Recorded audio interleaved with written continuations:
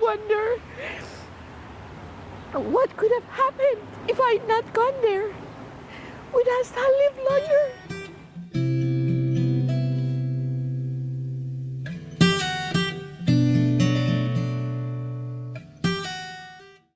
Good afternoon, Roya. Hi. We're outside Access Animal Hospitals today to talk about your experience with Access. Is it true you believe Access puts profits over pet care and pet well-being? Absolutely. And you believe Access is responsible for the death of Asal? Yes. Can you estimate how much money you spent approximately at Access on Asal's care? Yes. Approximately $12,500. And do you know what Access stands for? Advanced Critical Care Emergency Specialty Services. When you brought Asal to Access, Advanced Critical Care and Emergency Specialty Services, you believed you were having care provided by experienced board-certified specialists. Is that true? Yes, that's what I believed. Instead, the veterinarians treating Asal, Dr. Street, Dr. Stewart, and Dr. Jennifer Geiger, were all general practitioners who had only recently become licensed as California veterinarians. Is that correct? Yes, and I discovered that after Asal had passed. And after a number of months of treatment, you brought Asal back in to Access in March of 2017? Yes, March 13th, 2017. And do you remember the name of the veterinarian who admitted Asal? Yes, Dr. Street. You were led to believe that Dr. Street was a board-certified specialist? Yes. Did you know Stephanie Street, who's from Jamaica, finished her undergraduate college education at Texas A&M? But upon graduation, despite the fact that Texas A&M has one of the best veterinary schools in the world, ranked number 6 actually, not far behind UC Davis, ranked at number 1, Stephanie Street did not go to school at Texas A&M or any other American veterinary school, but instead went to a veterinary school on the opposite side of Australia. When I say opposite side, I mean the opposite side from the side we know where there's Sydney and Melbourne. And she went to a school in Australia for her to get her degree in veterinary medicine. Did you know that? No, I did not know that. So you didn't know that she wasn't educated in a school in America? At the time, I didn't know any of that. Have you ever heard of the veterinary school called Murdoch College, where Stephanie Street obtained her veterinary degree? No. And did you know that unlike most American veterinary schools, the school Dr. Street attended doesn't even require its applicants to take the GRE, which is the standard test for graduate school? No. Now, would you infer from these facts that Stephanie Street's academic credentials were substandard and that she couldn't gain access to Texas A&M Veterinary School or any other American veterinary school? And would you be surprised to know that Texas A&M, which is ranked number 6 in the world as far as top veterinary schools, is approximately 20% cheaper, 20% less expensive than the school that Dr. Street attended in Western Australia?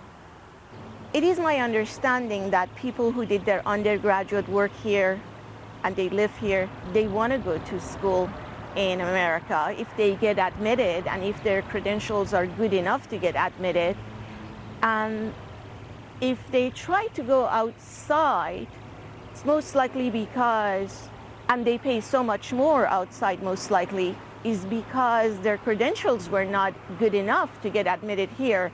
So the admissions outside would be easier, and they're basically trying to buy their way in to the profession that they want to get into. Your profession is in the field of education, isn't it? Yes, I'm an educator. You're an educator? Yes. Now, when you went to Access, based upon their representations, you were led to believe you were getting the best doctors. Is that true?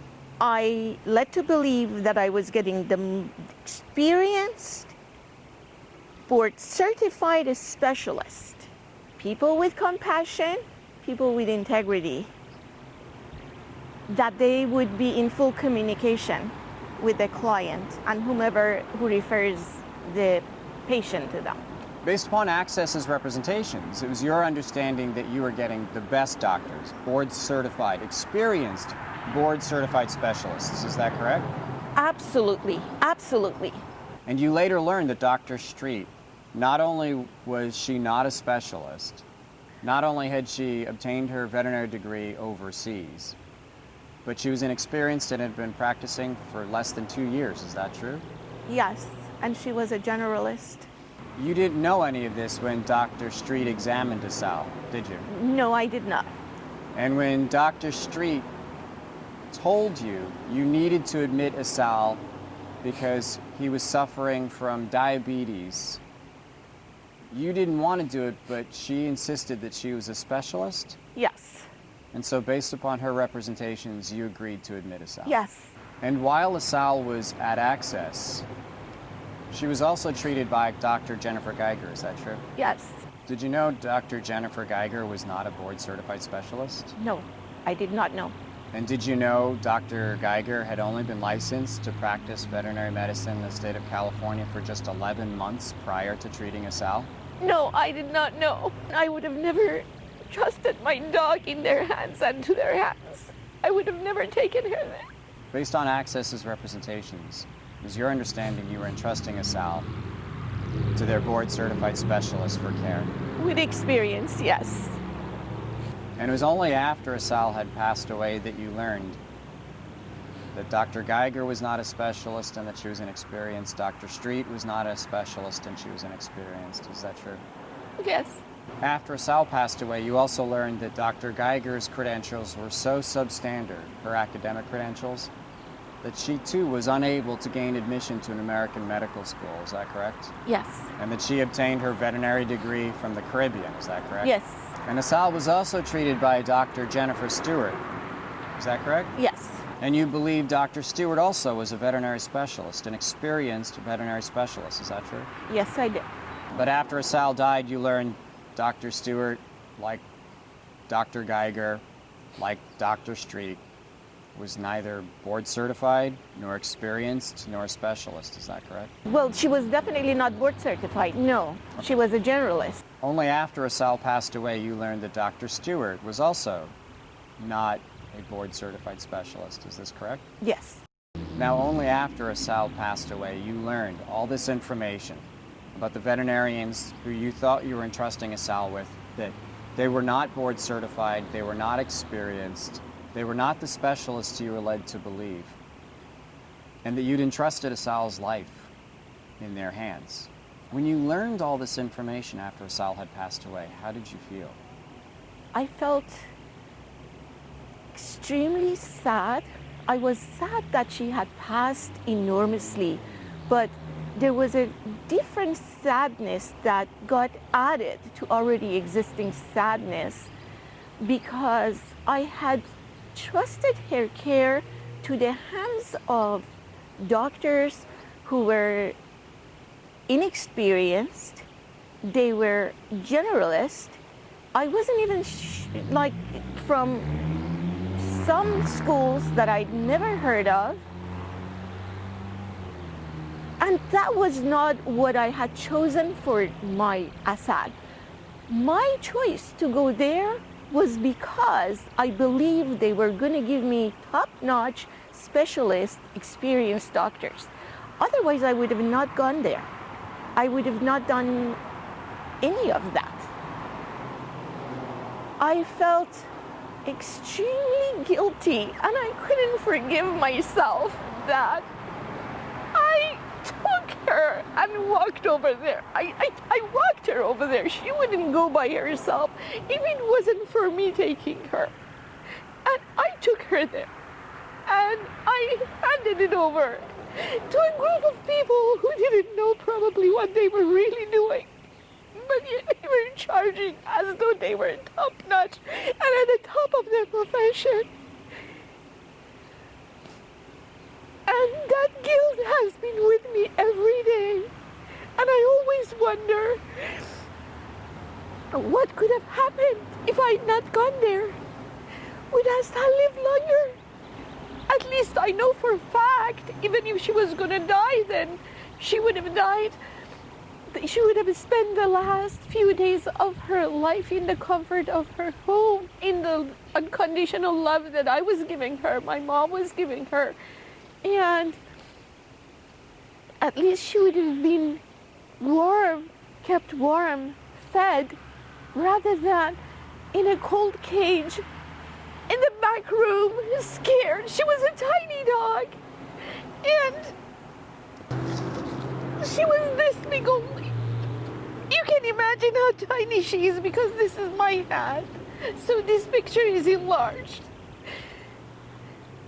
And she was there the last days of her life in the back, somewhere amongst the strangers, scared. I never wanted that for her. Not only they didn't give me the top-notch services, not only they didn't give me these doctors, each and every one of them who was supposed to be supposedly specialists, but they didn't give me an option to choose and have my dog with me. Though if those were the last days of her life, I had other plans for her. But they took that from me. They took that from her. And that is very, very wrong. Any of their children, and plus they would limit our visits because they were too busy. If they had children, and they might, and if their children is hospitalized, they're permitted to be by their child's bedside all the time. And their child, if above a certain age, can even tell them what is being done to them. Asal couldn't talk. She couldn't even tell me what's going on in the back. So Asal didn't understand when you left her there that No. you were not abandoning her, but that you were trying to care for her, but she didn't know that. And it looked like abandoning her because on March 13, when I went there, they took her to the back and kept her there while Dr. Street talked to me and convinced me to hospitalize her. So I didn't even have a chance to say that I wasn't abandoning her. Now, you'd mentioned you brought her in on March 13th. Yes. And when you brought her in, can you tell us what her condition was? Did you have to carry her in because she was so weak, or what was her condition when you brought her in? She was dancing around and she was playful. You didn't bring her to Access on March 13th because there was some emergency, correct? No, there was no emergency. I brought her in for routine blood work for nutritional support. And that day, you had given Asal. Before I went to the hospital, because the nutritionist has said that Asal as a snack could have honey, and I thought that there might be a deadline of sending the lab out, so I just wanted to give Asal a little bit of a snack before, to make it in time for the lab, and then I thought I'll bring her back and I give her dinner. So I just gave her some honey, and I went there and I did tell them that, I'd given her honey. Her sugar had spiked, and Dr. Street diagnosed her with diabetes. And Asal had no record of diabetes whatsoever.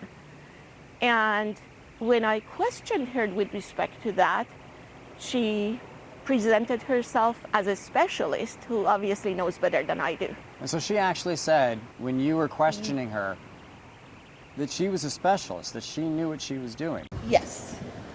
Dr. Street then convinced you, with this representation, to leave Asal in their care. I was already believed that everybody there was a specialist. But with the conviction, she talked about diabetes and, her being a specialist, and with that conviction that how diabetes could hurt her so much more, and how important it was for her to getting treatment. So she convinced me to leave her at the hospital. Asal, meanwhile, was in the back the entire time that Dr. Street was having this dialogue with me.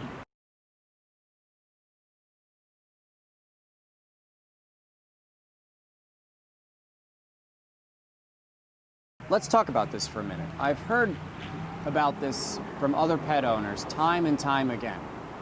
And it appears to be a strategy or a tactic designed to make it more likely the pet owner will leave their pet with access rather than taking them home. Can you tell us what your experience was with respect to this policy when they were interviewing, when Dr. Street was discussing this with you, the history, the potential history for diabetes and the care? Where was Asal? In the back. So they separated you from Asal. Yes, from the very beginning that I stepped over there. So they didn't do the examination of Asal in front of you. No, They did it in the back. everything in the back. At least they told you they did this Yes. examination. Yes.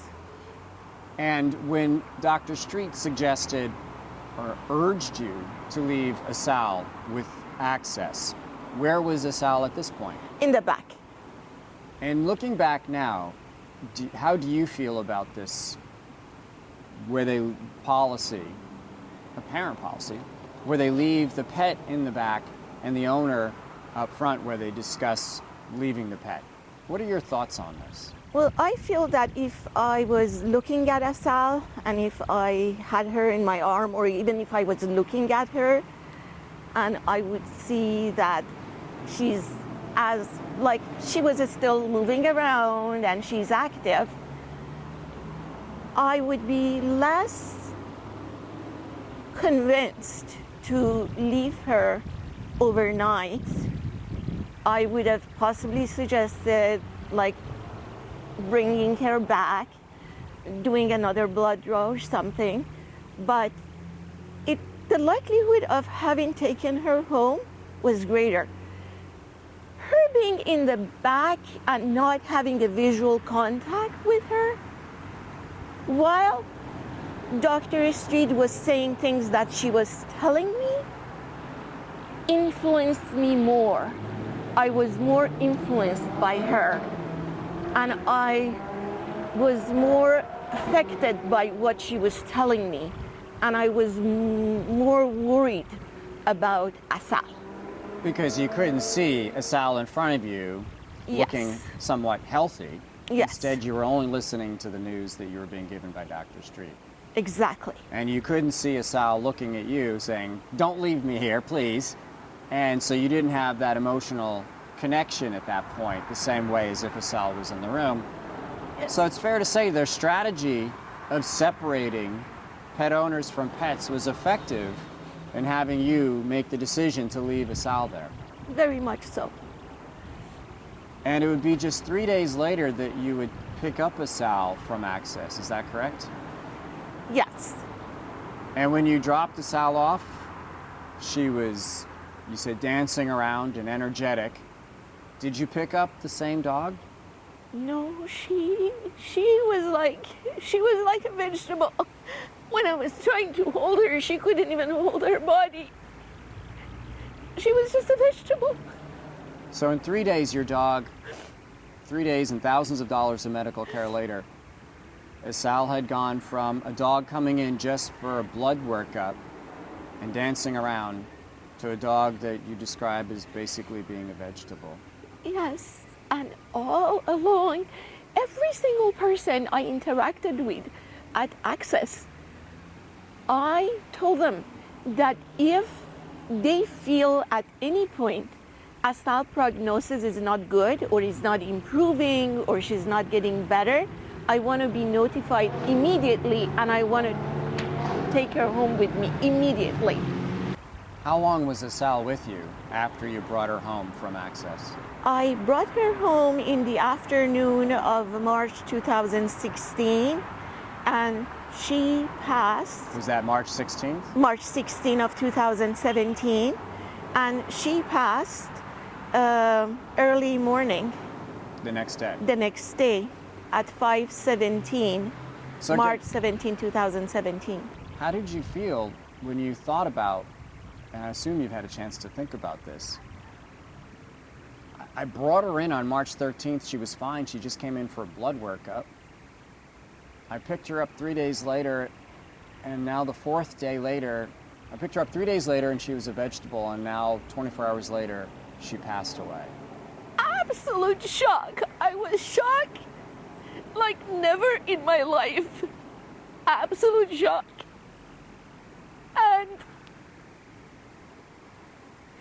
And as she was passing, as though my heart left my chest, and seeing her in that condition, and having missed all those 3 days before not being with her, I was shocked, I was sad, it was painful, and I was in an absolute state of shock. I was basically completely left in the dark till 2016. I mean, March 16, 2017. Because every time I ask, a number of times I asked them to give me the blood result, the treatment they were giving her, and they would not give it in print because they were always busy. So they were not printing it, giving it to me, and they would say they were going to email it to me, and they never emailed it to me.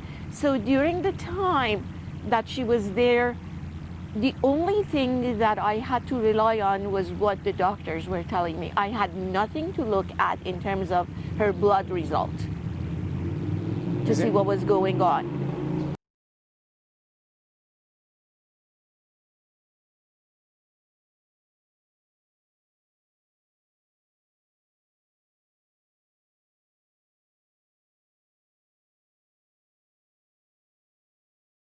In fact, I wanted to get a second opinion, and I had told them that I wanted the blood result, everything, because I wanted a second opinion, but they never gave me that.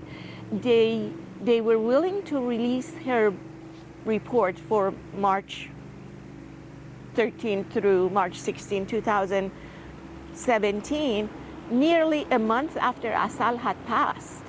And even for that, several times I was hung up on. I was interacted with very rudely because I was asking for it. And to get that, they told me that I had to go there. And after this had happened to us, I did not want to go to their facility. I didn't want to be near that. But I had no choice, so I did go there. And when I was there, they said to me, the person who gave it to me said, "Are you going to promise you're not going to call us about this ever again if I give this to you right now?" And I said yes. And I waited outside in the parking because it was so difficult to be inside. And she printed it and brought it. She saw the tears. She said, can we help you? Is there anything we could do for you? I said, it's too late. No, thank you. And when I went near my car, I couldn't help it. I stood there and cried so out loud.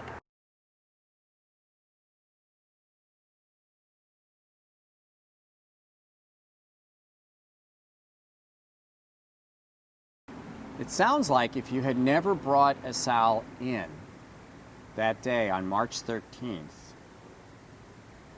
she wouldn't have died on March 17th. What do you think? Let's put it this way. When I went there, it was no emergency. She was not hit by a car. She didn't have acute kidney failure.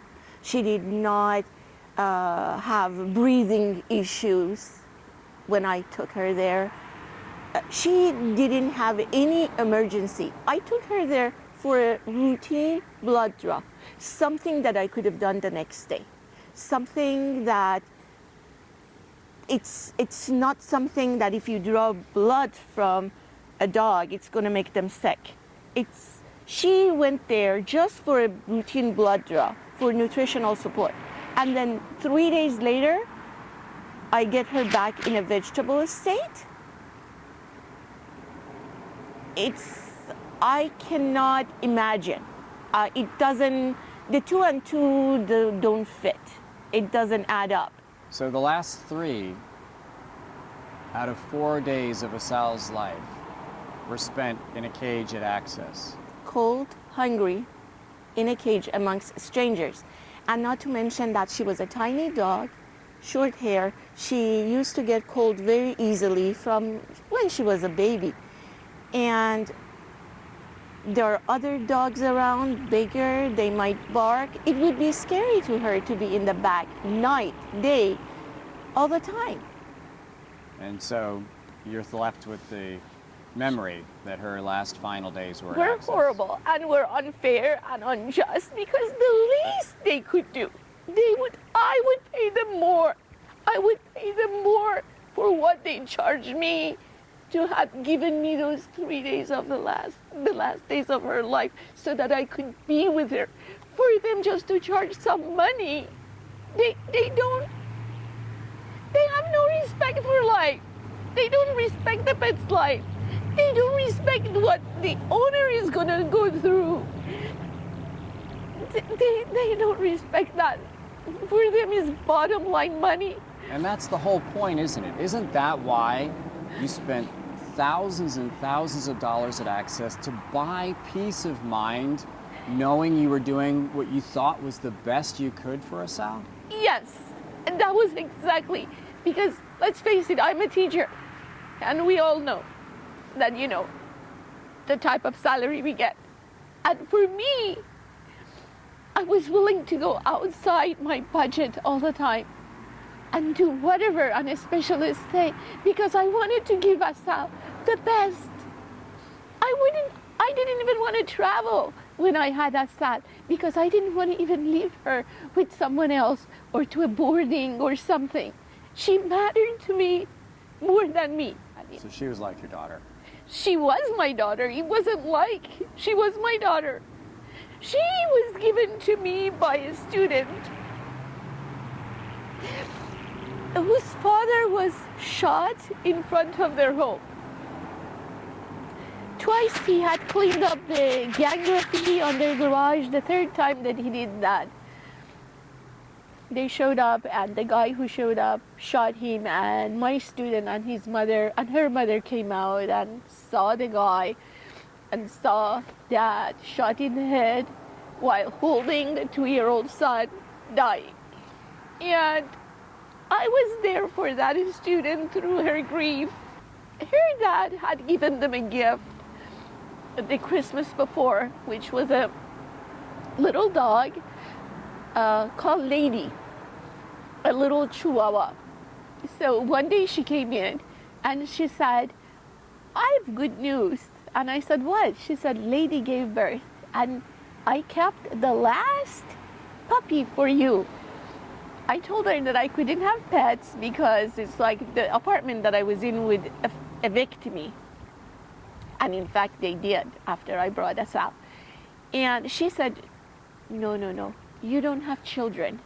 You must have this puppy. And she said that with conviction and very seriously. I said, okay, I'll go to your home and look at it. So I went there and I saw her mom reached out in here and took out, like there were 5 puppies in both palms of her hands. So you can imagine how tiny they were. And that little boy whose father died while holding him, the little guy, reached out and picked the one that they had selected for me and put her in the palm of my hand. And I looked at this tiny little dog, shiny hair, black on the outside, and flat face. And I was just so in love with her. And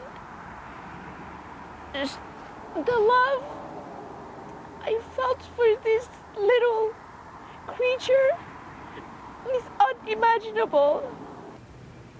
If when you brought Asal to Access in August of 2016 and had been seen by an experienced veterinary specialist like you were promised, and that specialist had told you, I'm sorry, but Asal's getting up there in age.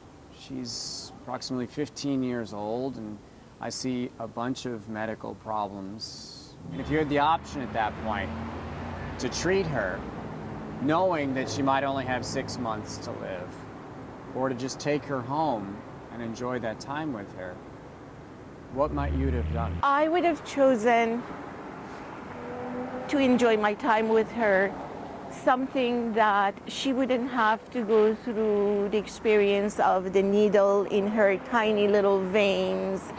I'm sure it's not comfortable for her every time that they try to insert that, and they put that thing around the head so that, and all the medication, and yeah, I would just keep her very, very comfortable. So you would have focused on the quality of her life, Yes. more important than the Yes, quantity. I would have done things that they were not intrusive or not torturous for her. Obviously, anything that I could do that they would recommend that was easy on her, that's what I would have done.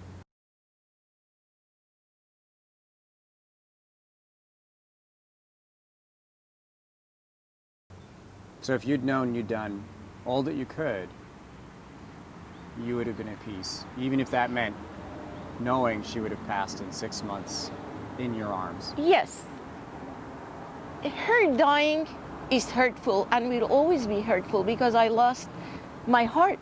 It was my heart. She was everything for me. She was bigger than life for me. But I didn't have the guilt. I didn't have the what if. I didn't have the blame for myself. It was my 2 legs that took her there. She didn't go in there with her own legs. I was responsible for her, and I let her down. And they made you trust them. Yes. That hurts. That really, really hurts. It also hurts that with the most important decisions in my life, which was the life of a loved one for me, they took that choice away from me. And they took control through their deceitful present representations, misrepresentations, withholding of facts, keeping me in the dark. All in all, they took my fundamental right away from me. Asal's life was hers. It was for Asal and me. It was for me to decide. They made that decision for me, and I'm not okay with that.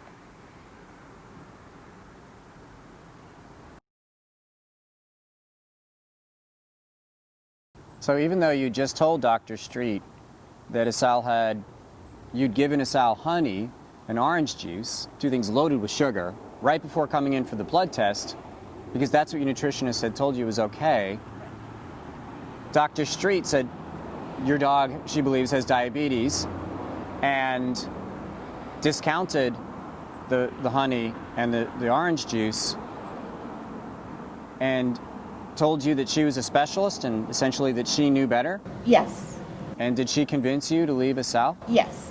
And then what happened? Then I went home, and later in the evening, I thought if Asal's, I'll go check on Asal. So I came back That same night? the same night, and I wanted to talk to the doctor, and they said that the doctor cannot come out, it's busy, and I waited there in the hopes that maybe the doctor free up and would give me some time to meet with me.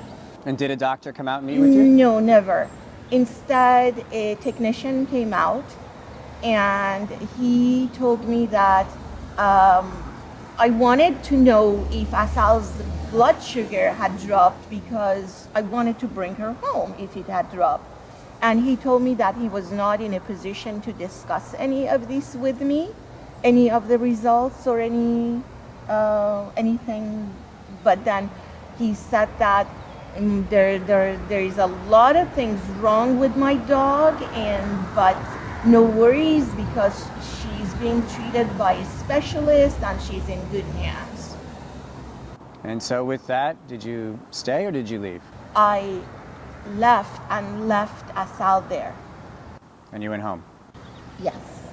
And the next day was Tuesday. Yes. And what happened on Tuesday? During my break, I called and I spoke with a veterinary tech who who told me that Asal's blood sugar had normalized. It was normal, and the way she talked, she told me that Asal had breakfast, she had eaten, and she sounded very positive about Asal's prognosis.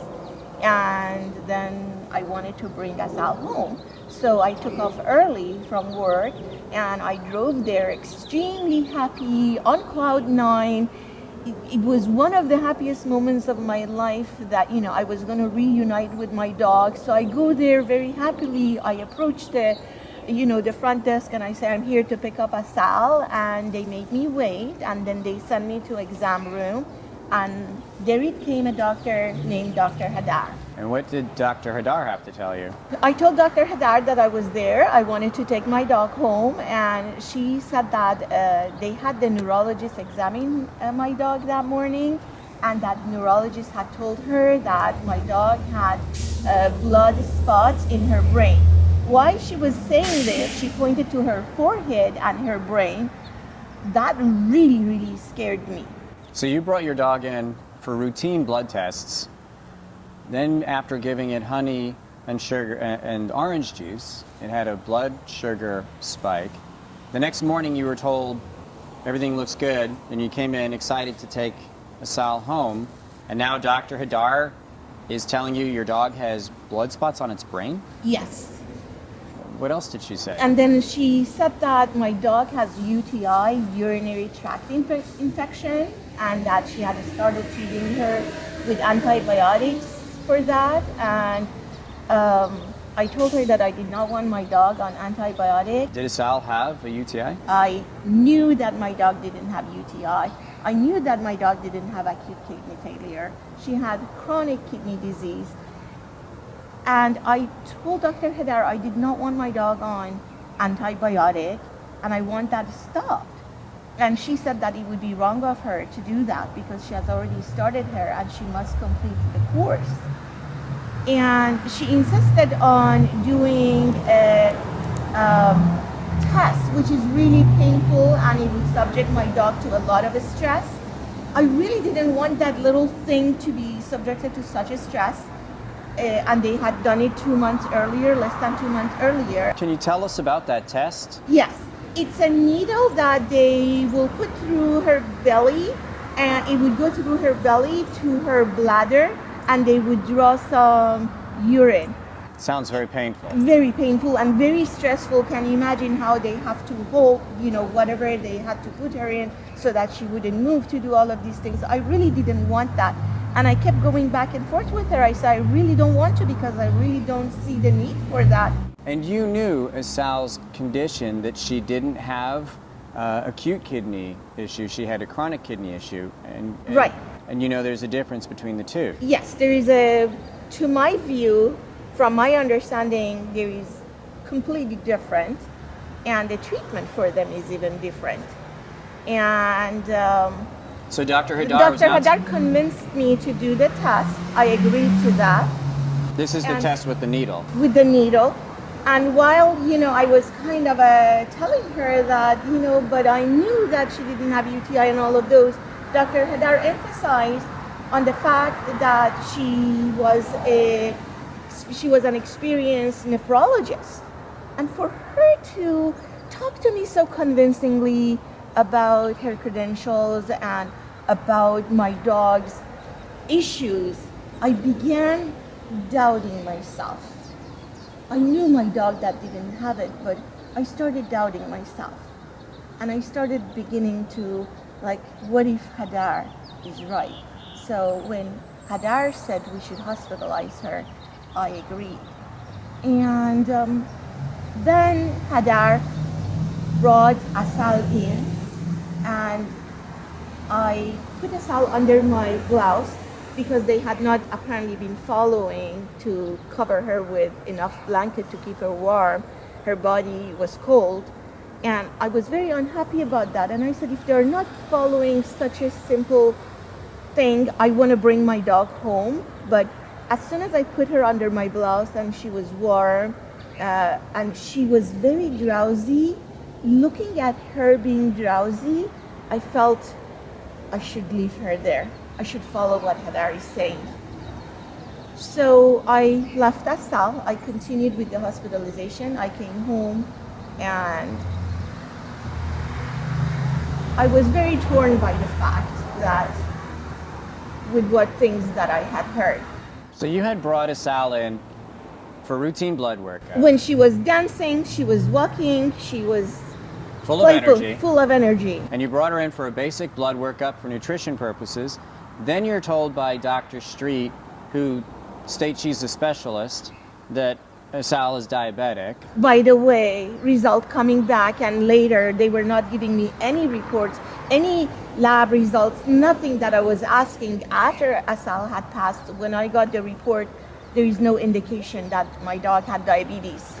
So let's go back for a second. So you brought Asal in for basic blood workup for nutrition purposes. Yes. A Dr. Street, who represents that she's a specialist, tells you this, says that your dog is diabetic and Yes. convinces you to leave Asal overnight.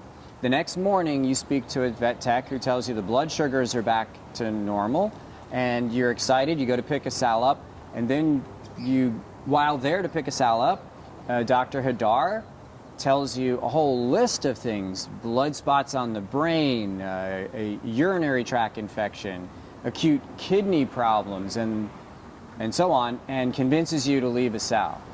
And then bring a dog that she didn't tell me that she was doped up at the time, but later on I found out that she was doped out, drowsy, that, even looking at it, which to make it very convincing. Well, if you had seen Asal dancing around, or more likely looking at you like, please mom, get me out of here, I want to go home, Right. which most dogs would probably be like, super excited to see their pet parent and really looking to get the heck out of the veterinary office, True. you'd have been more inclined to bring Asal home, right? True. But instead they brought you a doped up dog who instead seemed complacent. And on the one hand, is it fair to say that because she wasn't bouncing around begging to leave, it made it easier to leave her, and at the same time you were concerned about her health because you saw her seemingly so weak? Right. And she didn't tell me that she was doped up. She kept that from you. Yes. You had no idea. No. In fact, they had even treated her with medications that I had specified that I did not want to be given to my dog because of the bad reactions that she would have to that. Dr. Geiger had started her on that. They disregarded your express Totally. instructions. The entire time, my experience in March of 2017, they totally disregarded me as the pet guardian of my dog, my wishes, what I wanted, the best interest of my dog. I felt that me and my dog were hostage to them. But at this point you don't know any of this. At this point, you just are a concerned pet parent. Yes. You've been told a whole litany of things are Yes. wrong with Asal, and you've been told this now by Dr. Street, who said she's a specialist, Dr. Hadar, who said she's a specialist. And now you're, of course, like any normal person, thinking, I've had two specialists tell me there's all these things wrong with my dog. Oh my God, I better leave her here. They're saying she needs our treatment and our help. And so it doesn't matter how much it costs. You're leaving Asal at this Yes. expensive place. Now you go home. Yes. Okay, then what happens after you go home? The next day, Wednesday, I came back to visit Asal, and they brought Asal to me while Dr. Hadar was sitting in the room with me, and I saw Asal. And from the very beginning, when I met with Dr. Street, I told that to Dr. Street, Dr. Hadar, all the nurses whom I interacted with, and the front office, that if Asal's condition does not improve, I want to take my dog home. Because Asal was not a young dog at this point, right? Well, I wanted her to be comforted at home, and I want to spend quality time with her. And she had a very loving home. So I'm there with Hadar, and I see Asal weak and drowsy, and I said, I want to take Asal home. From the beginning, I told the Street, Dr. Hadar, all the nurses I interacted with, all the front desk, anybody I interacted with, I told them that if Asal's condition doesn't improve, I want to be notified and I want to take her home. If she gets worse, I want to take her home. So I said I want to take Asal home, and because I see her weaker and drowsy. At this point, Dr. Hadar says she's drowsy because of the medication they had given her, as though she wanted me to feel that I didn't need to be concerned about her drowsiness, as though her condition was not declining because she knew if it declines, I'm taking her home. So the first day you see Asal, Dr. Hadar doesn't tell you she's on medication, which is making her weak and drowsy, Yes. and not excited to see you and dying to go home. Right. She doesn't tell you then, but then when you're concerned and you're going to say you're taking Asal home because you see her weak and drowsy, now for the first time Hadar decides to tell you because it's convenient, because it will make you want to leave Asal instead of take her. Is that correct? Yes, exactly. And then she said that Asal obviously has a better chance of recovery if hospitalized under her treatment. So I left Asal.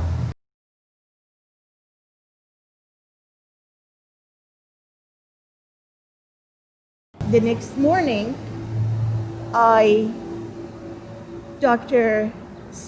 Hadar had wanted to speak with me, so they walked me down the corridor, and I saw them walking me and taking me to the euthanization room.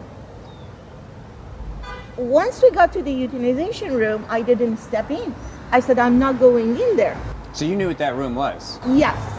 And I went and sat in a different exam room, and Dr. Hadar came in, and she told me that my dog was definitely dying and that she should be euthanized.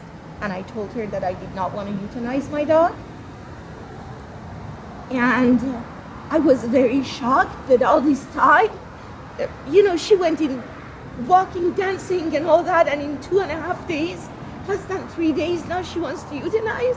How did she go from there to this with no communication in between? And while she's at Access Hospitals getting care, when they're telling you she's better here than at home with you. Yes. And had she was she going to end up like this? I wanted to have to spend all that 2.5 days with her. I did not want her to be in a cage alone with them. And they deprived us from our right to choose and to be together for profit. They put their profit in front of our interests. And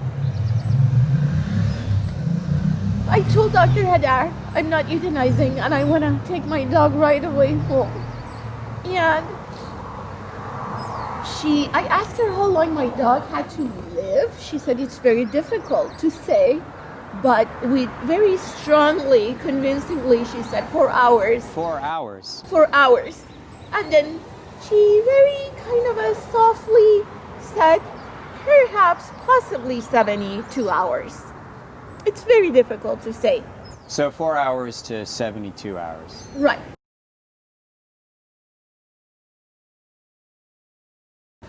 So she asked me what was I going to do once Asal is discharged. I said, first I want to feed her, and I want my mom to see her, and I want to take her to another veterinary hospital.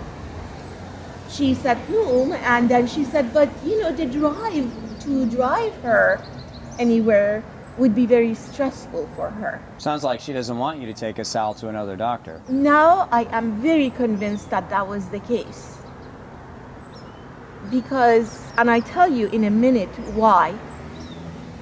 Then she said, but if I want to continue with treatment, she recommended to take her to UC Davis, that, I am in San Fernando Valley, and UC Davis is about 6 to 7 hours drive.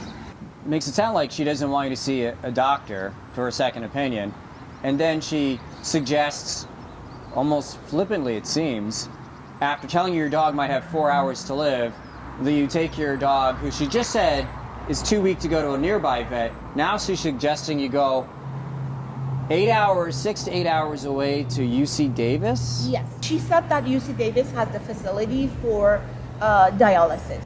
But if your dog is too weak to go to a local vet and could die in 4 hours, why is she telling you to go to 7-8 hour trip all the way, hundreds of miles away?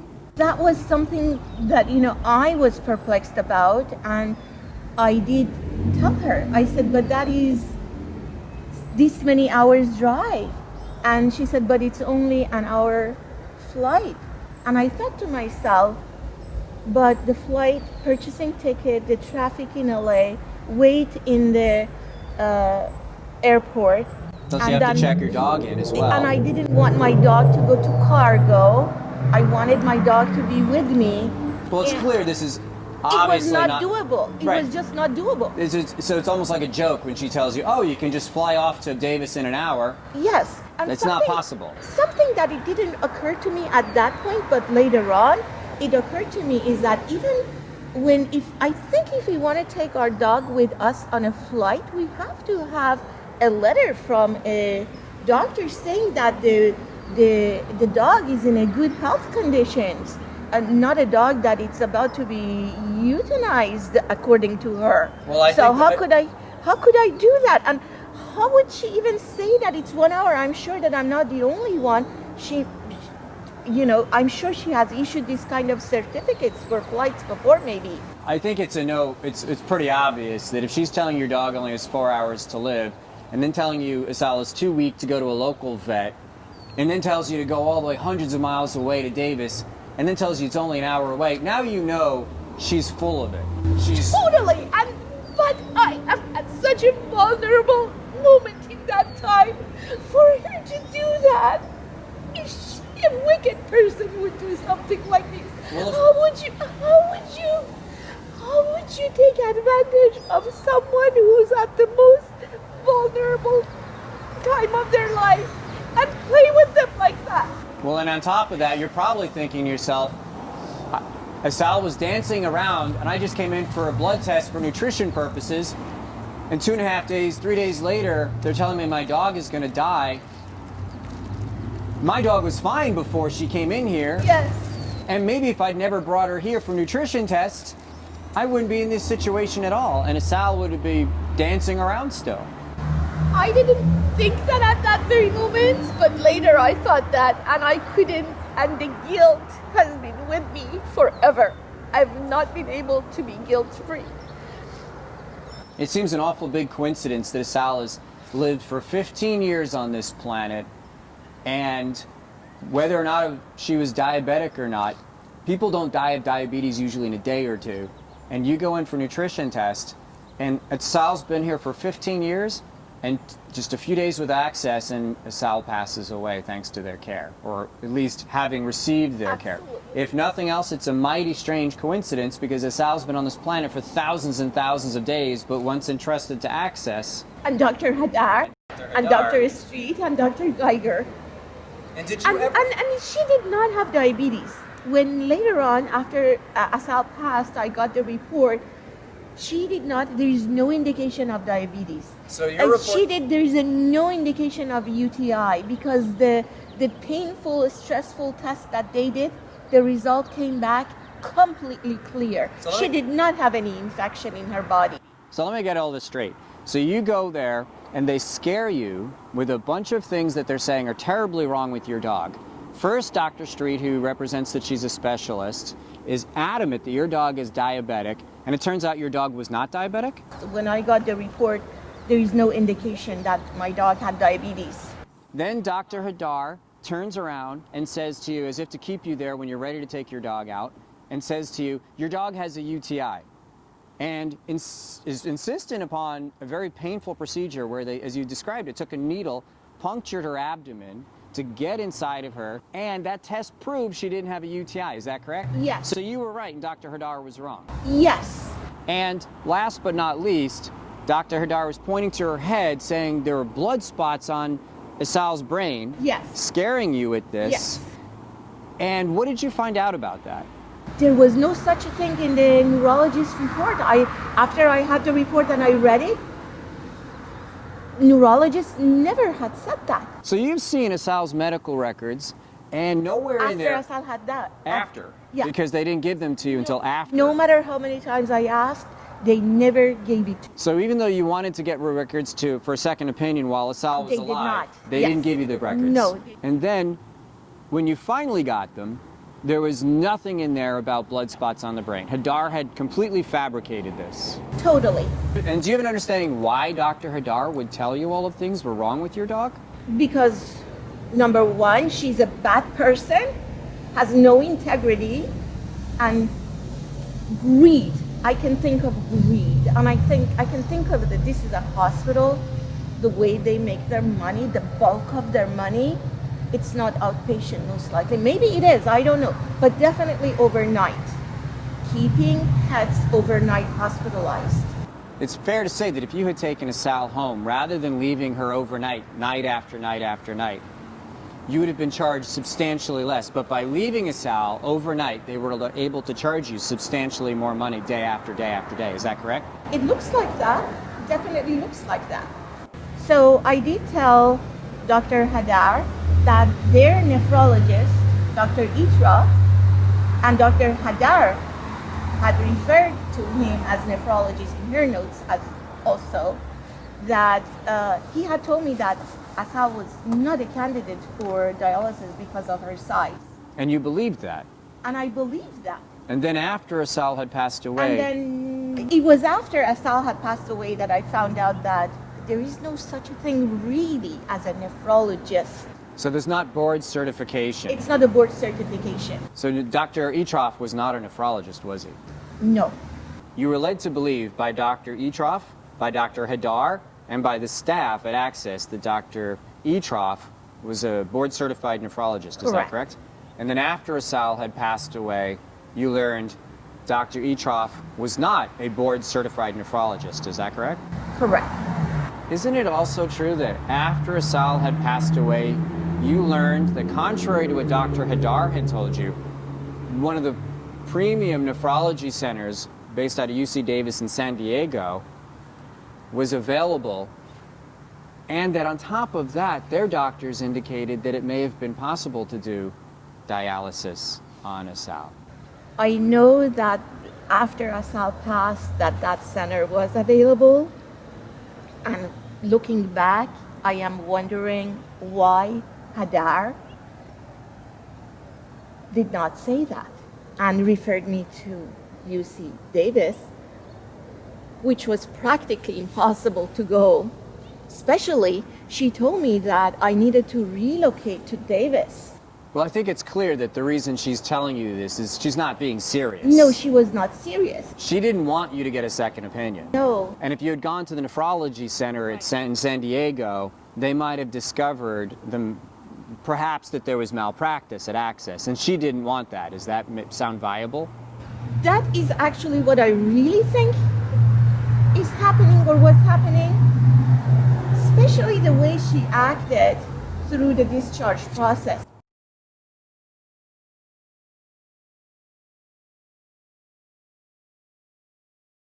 Tell us about the discharge process. So Dr. Hadar has just told you your dog may be dead in 4 hours. Yes. Now tell us what happened. And I'm extremely nervous. I want my mom to see her, all that. And she agrees to discharge my dog, but she took more than 2.5 hours to literally release my dog to me.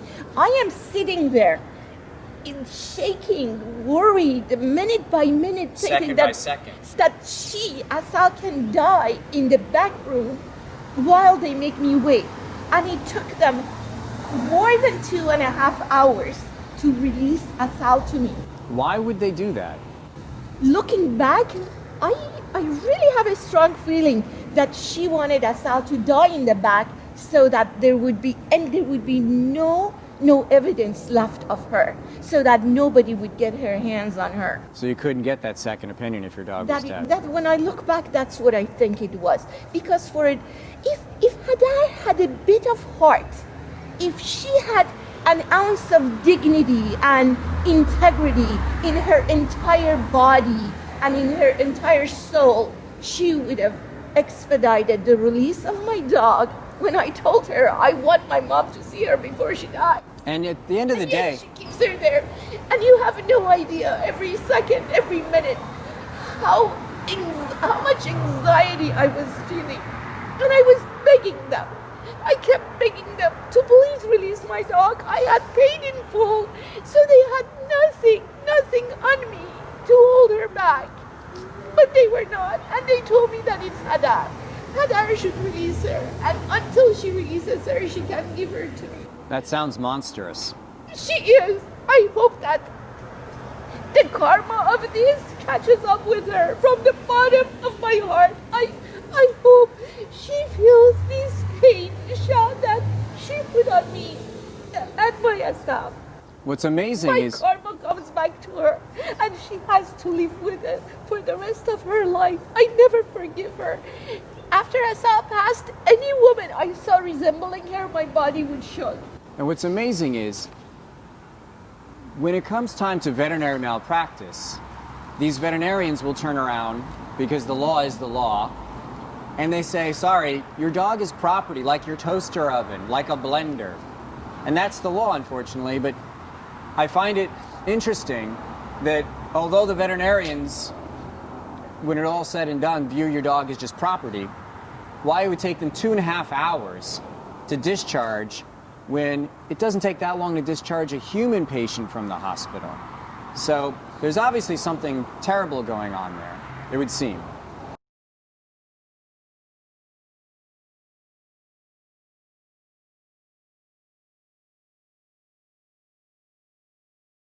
You later found out, after Asal had passed away, that Dr. Street, Dr. Geiger were not specialists at all. No. You later found out that they were not board certified.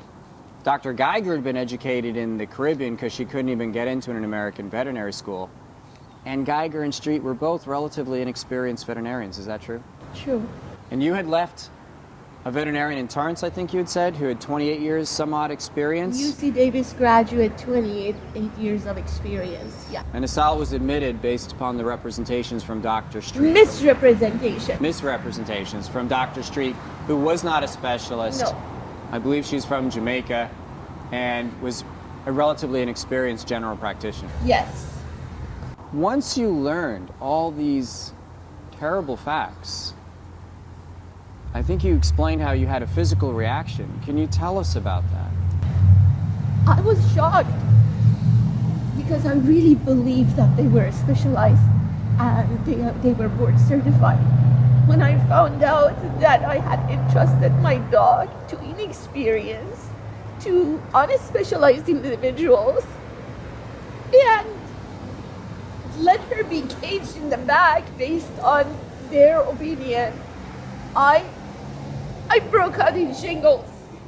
What's shingles? Can you tell us what that is? Really, it's these like blisters, clusters of blisters that covers good part of area of the body. For me, it went from the spine in the back and all the way around and covered my breast. So this was a large outbreak. It was a large outbreak. It was very painful. It was burning. It was as though in that area I was immersed in boiling water. There was burning and pain. And this happened where it wasn't summer and I had to go to work, and I was like, it would come in touch with my clothing. Sleeping was impossible. When I was driving, I had to drive sitting forward. It was a very, very difficult time. I couldn't shower for 3 weeks. It was difficult. And this came from emotional distress, Yes. from the stress of all Yes. of this. When I found out that these people had misrepresented and that Access had also misrepresented And you the felt credentials responsible. of the doctors. I felt totally responsible. I feel guilty that I took my dog to them, and I trusted them more than what I knew about my dog. And I loved her more than anything on the face of the earth. So she was with you for 15 years, just like many a child would be. So your loss of her was, in a way, like losing a child. She And was you- my daughter. And you I entrusted. wouldn't want to travel.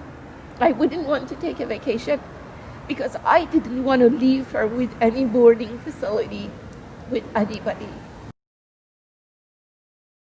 But you trusted her with Access because you But I believed they were trusted, board certified yes. specialists. Yes. And they weren't. No. And you believe they put And I blame myself every day. And I feel the guilt. And I'm angry at myself for having given her to them. And imagining how scared she must have been when she was in the back. alone. Bigger dogs barking because my dog was tiny. She was used to being with me. And a friend dentist one time when he visited us, he said, does these dogs' feet ever feel the ground because you're holding her all the time? So she was life to me. She was bigger than life to me. Yeah. She meant the world to me, and she was a fabulous, intelligent dog. She was, with that small brain, she was immensely intelligent. Sounds like another tragic story at Access Animal Hospitals. Later on, I read, on Google, I read a lot of things that reading their stories brought tears to my eyes, really. And so many people haven't seen the horror stories. They trust Access and they learn the horror stories after, and they read Yelp and they see so many horror stories. Yes. And then the guilt is even worse Yeah. because we think, well, if only I'd seen all these other horror stories, if I'd only researched Access before. But who thinks to research an animal specialty hospital that represents its providing board-certified specialists? If we can't trust our own doctors when they tell us they're specialists, who can we trust? Exactly. And I have to tell you, finding if someone is board certified or not, it's not a readily thing available on the medical board, California Medical Board. And probably the reason that's the case is because we expect our doctors to be honest. To be honest, yes, and We don't probably most doctors are, although at this point I have lost trust. It has totally violated my trust at this time. And so you still feel this guilt. Yes, I do. All And I these- read a lot. I spend every single night reading and reading and reading and reading. And About reading. About Asal's condition, about things that they had said, about everything. I just kept reading and researching. So you're still living with this then? Yes, I am. It doesn't go away. Even on the day that she passed, even if I don't, the year comes on that day, I find myself naturally just crying. And then I look back and I say, yeah, this was the day she passed. Sounds like there's still unsettled business. Yes. And if they don't do these things and the pet dies, the owner can live that, they did the best they could do for their dog. They ripped me off from that. You mean if they had told you honestly, That, if you had trusted Asal with a specialist and you felt you had done all you could and they truly were then I would have specialists, been more at ease. but now you're not at peace. No, I'm not at peace. And I have to relive it again so that other people wouldn't have to, for me to give an interview, it's reliving it. But I owe that to the society. I owe that to other people who are going to be their next victims.